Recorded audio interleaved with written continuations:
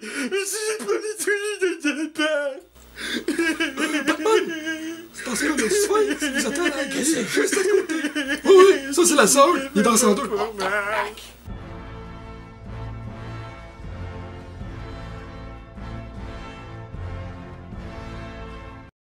Bonjour ladies and gentlemen et nouveaux visiteurs sur la chaîne YouTube. Ici Michael, ou Mr Flamingo si vous préférez, et bienvenue pour cette nouvelle vidéo critique. Je sais que je suis un peu en retard puisque le film est sorti le 4 mars dernier en Amérique du Nord et le 2 mars il me semble en Europe, mais je me dois de vous faire ma critique sans spoilers du film de Batman.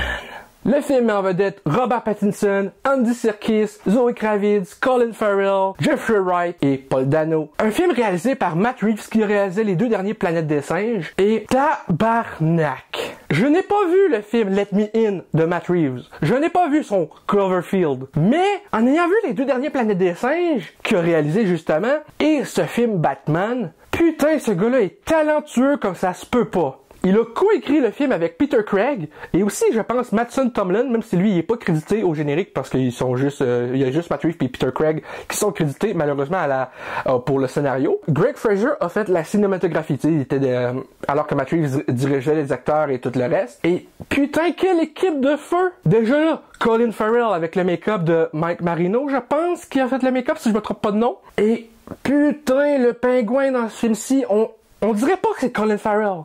Il s'est carrément laissé emporter par le rôle. Et pour votre information, je suis allé voir le film 2 fois au cinéma, une fois en français québécois, donc doublé au Québec, et ensuite une fois en VO le lendemain. Et dans la version VO, tu reconnais pas la voix de Colin Farrell. Tu reconnais pas tout ça. Le seul moment où on voit que c'est Colin Farrell, c'est quand il se retourne en scène de la bande-annonce, quand le char de Batman passe dans le feu. Et là, tu reconnais Colin Farrell par ses yeux puis le début de son nez. Le reste, tu reconnais fuck all de Colin. Pour parler de l'acting en général, chaque personne ou plutôt chaque acteur de ce film est génial. Ceux qui se moquaient de Robert Pattinson quand il a été casté, là, il a peut-être joué dans Twilight, mais il a fait bien des films après ça, Good Times, après ça, je pense, High Life, The Lighthouse, ça c'était écœurant. Entre les Twilight, il a fait, je pense, un Remember Me, avec l'actrice Emily DeRavin qui était dans la série Lost. Donc, pour ceux qui connaissent la filmographie de Robert Pattinson après Twilight, vous pouvez voir que c'est vraiment démarqué. Ici, il joue un Bruce Wayne totalement torturé, et tu comprends vraiment pourquoi il n'y a pas cette dualité Bruce Wayne-Batman, tu sais, cette facette playboy milliardaire que les autres versions ont dans les autres films. Tu le comprends parfaitement parce que ça se passe pendant sa deuxième année en tant que Batman. Donc pour moi, ça n'a pas été un problème de voir un Bruce Wayne puis un Batman qui a comme pas de différence ben entre la personnalité privée et la personnalité, son vrai lui qui est en Batman. Donc moi, ça m'a pas vraiment causé problème. Zoe Kravitz dans Catwoman, parfaite. Elle a les mouvements, elle a la sensualité, on peut dire, de Catwoman sans pour autant que le personnage soit sexualisé.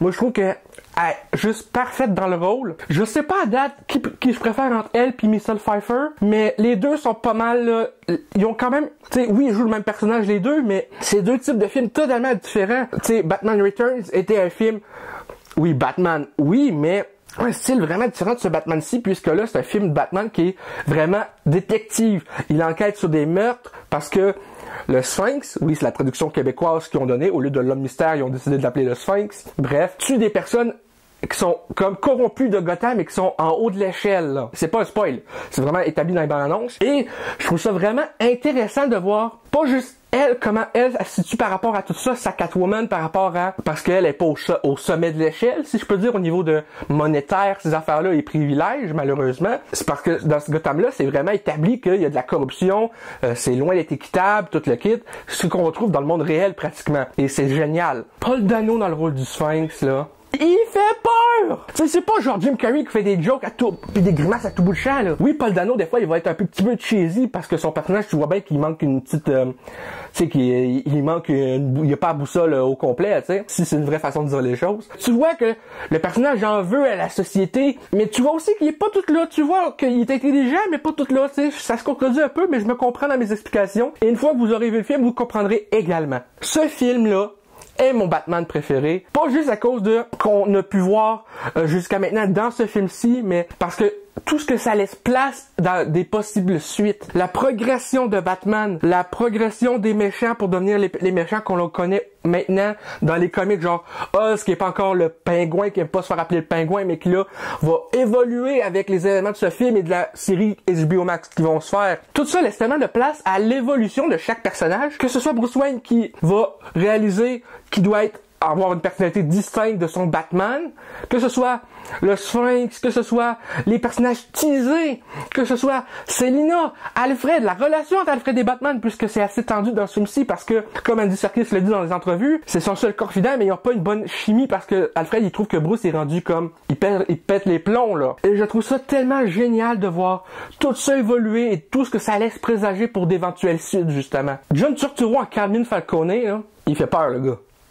Tu sais, oui, Paul Dano, il fait peur en lui-même pour son personnage, mais Carmine Falcone, tu regardes, c'est un hostile mafieux, et c'est pas genre le même type de mafieux que Carmine Falcone de Christopher Nolan dans Batman Begins, là. Lui, il fait vraiment peur. Carmine Falcone, Christopher Nolan, à côté, c'est une hostie de joke. Là, t'as John Turturro en Carmine Falcone qui fout la chienne. Tu sais que ce gars-là a pas de conscience. Tu sais, ce gars-là a pas de remords de faire ce qu'il fait, malgré le fait que c'est une personne qui fait des trucs vraiment pas corrects dans la vie. Et j'adore tout voir ça évoluer. Le film, pour moi, n'a pas de longueur tant que ça. Oui, le film fait 2h56, mais je me suis pas ennuyé une seule seconde pendant mes 2 visionnages. J'adore Robert Pattinson en Batman. Je trouve qu'il joue vraiment, comme je disais tantôt, le personnage torturé. Tu comprends ses motivations, tu comprends...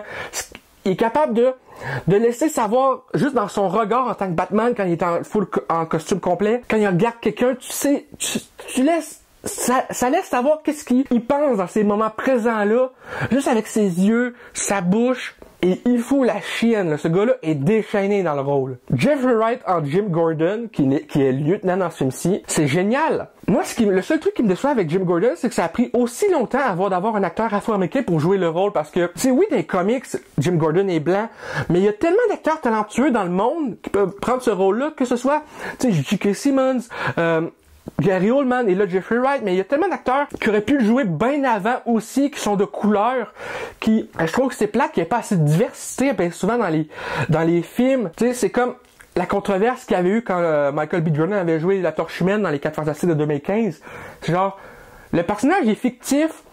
C'est pas comme si Black Panther, un personnage fictif, était joué par un blanc, là. Tu sais, parce que là, il faut que tu gardes quand même que Black Panther reste en Afrique, ces affaires-là, au Wakanda, mais dans un personnage comme Gordon, qui est un personnage essentiel dans l'univers de Batman, qui est dans une ville où il y a beaucoup de variété, tu sais, dans l'ethnicité des citoyens.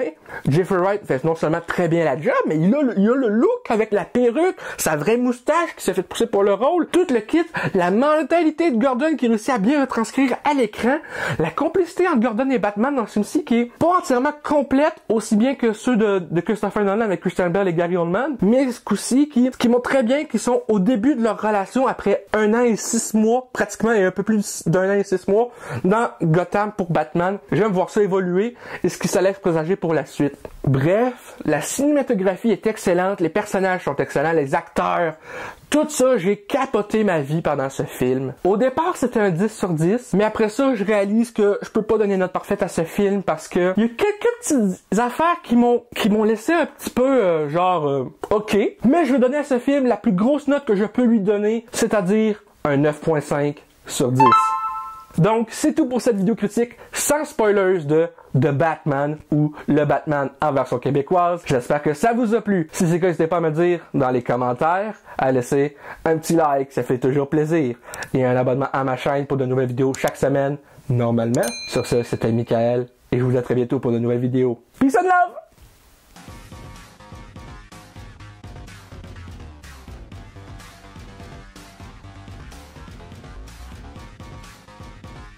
Hey le grand, c'est quoi que t'attends pour t'abonner, sacrament?